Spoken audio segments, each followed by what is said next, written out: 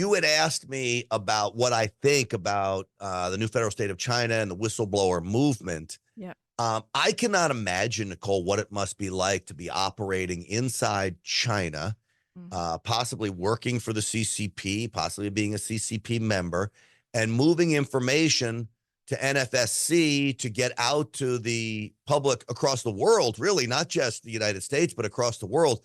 The danger and threats that they must face in order to put that information out there at great risk to their own personal safety. I can only imagine what Xi Jinping would do if he got a hold of one of your whistleblowers. So to them, I'm tremendously grateful. You know, I mentioned boldness.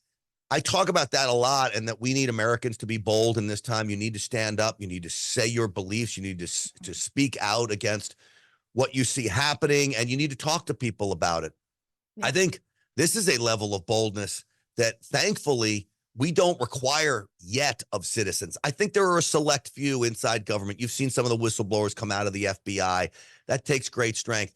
For the most part, everyday Americans don't need that kind of boldness. We're not being risked being put to death. Now, some of us are at risk of going to prison, as we've seen, which is very similar to what we see in China, thanks to the CCP and other communist nations.